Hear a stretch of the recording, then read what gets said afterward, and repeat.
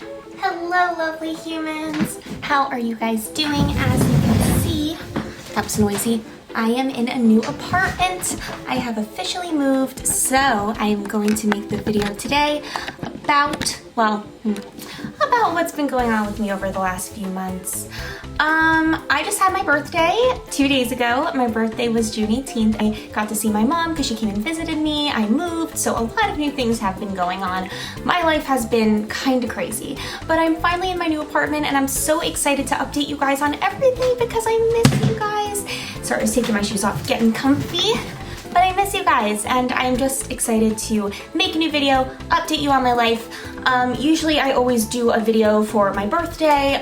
This year I didn't because I was in the middle of a move and there were so many crazy things happening, so that didn't really happen. But I want to do the video about basically, I hate to have it be a negative topic, but being in this new apartment is really important to me because I feel like I'm getting a fresh new start, which is something I've really been needing for a long time because these past 4 months, which many of you know, were the beginning of the pandemic, were actually the hardest 4 months of my life. And that is not a topic that I take lightly, but it has been very life-changing and transformative. So I kind of wanted to talk about that a little bit today and share with you guys my experiences. Oh, first of all though, before I begin,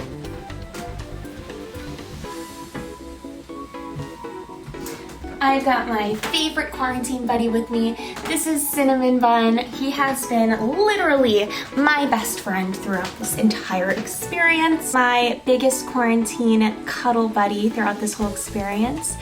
And thank goodness for him because he's very, very cozy. But that doesn't mean that I'm gonna forget about Sir Sugarcane. He said he's already not talking to me for a month because I didn't mention him first. Sir Sugarcane, come on, of course you're gonna be in this video. You're in every important video. He said still not good enough. Is anything ever gonna be good enough for him? Well, anyway, I do wanna talk to you guys about what's been going on with me over the past 4 months. And I guess I can count this as my birthday post because I have definitely learned a lot. As I always do in my videos, today's candle is Island Mango Coconut. It smells amazing, just like a tropical island. I am in love with it. So we will put this right here, very much in the spirit of my birthday as I am a summer baby. But yeah, at the beginning of the pandemic, I'm just going to backtrack and tell you guys a little bit about my story. I was alone because my one roommate went home to her family and my other roommate was only there on a sublet situation and decided to leave as well before her sublet was up, which I completely understand because the pandemic was pretty nerve-wracking for all of us. So I was kind of by myself at the very beginning, and besides being by myself during a time that's really scary, I also was by myself in many other ways. Mentally, emotionally, I just was very, very depressed and I was not in a good state of mind. And to start off dealing with a worldwide pandemic scare like we went through, being in that state of mind, I was scared. I was like, I hope I survive this. I hope I can get through this. And honestly, it was definitely a scary time because I felt very weak, very vulnerable. It wasn't fun, and it's not good to feel that way, especially when you want to feel comforted. So I will basically explain a little bit what happened, but basically at the very beginning of the pandemic, I'm scooching closer to you guys. At the very beginning of the pandemic, I had a lot of time to think to myself and kind of do some soul searching. And I made a video at the very beginning, coming out to all of you guys as someone who has struggled with anorexia and an eating disorder. I've struggled since I was 14. If you guys haven't seen that video, I will link it at the end of this one so you could watch it. I do want you guys to watch it because I made that video not only to give myself the courage and the confidence to actually express my problems, acknowledge them, and take that first scary step towards dealing with them, but I made that video too because I want to help anyone else who might have struggled with that problem. And again, if any of you guys have struggled with that problem, please reach out to me. I will help you. I want to be there to help. But yeah, so I made a video because I decided that I don't want it to be in my life anymore. It was making me feel very much not myself. It was such a big part of my life that it was cutting me off from relationships and friendships and opportunities that would really make me truly happy. And I kind of was like, enough is enough. I don't know why I just had that epiphany at the beginning of pandemic, but it was definitely a hard epiphany to have. But I decided I really wanted to try working on it. I was tired of living in that world, and I thought making a video and basically, you know, just admitting that I suffer from it would be a good first step to take. So that's what I did. So I started little by little trying to work on eating more throughout the day, eating healthier, cutting out all foods that were trigger snacks for me, and just starting fresh with just fresh vegetables, healthy things.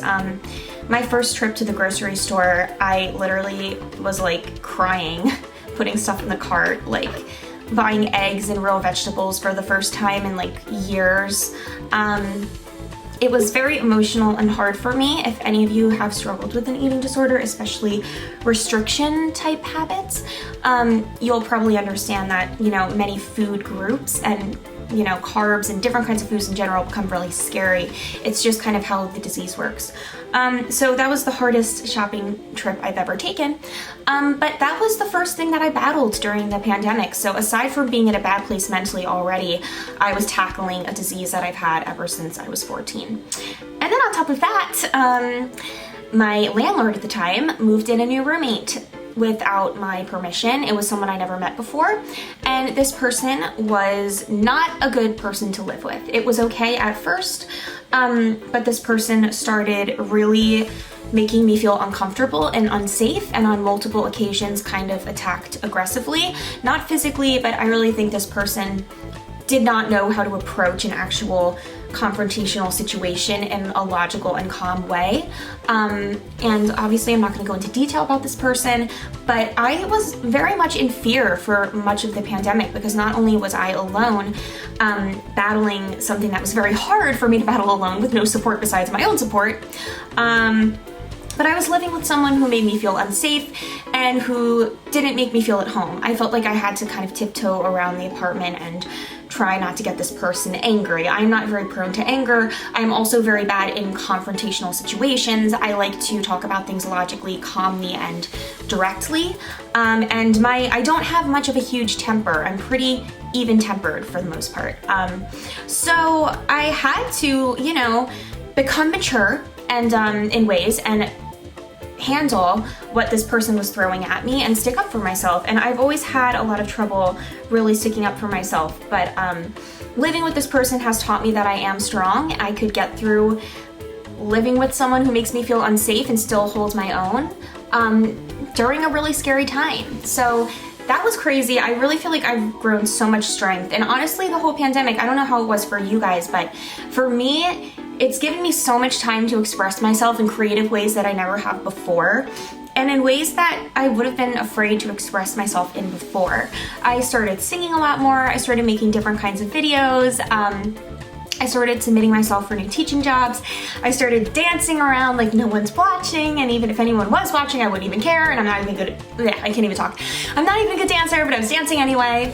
And yeah, I don't know, I just feel like it pushed my boundaries in a way. It helped me realize that like the little things that I felt insecure about in the past really didn't matter. They were just, you know, they were those things because my insecurities were making them feel like I should be insecure about them.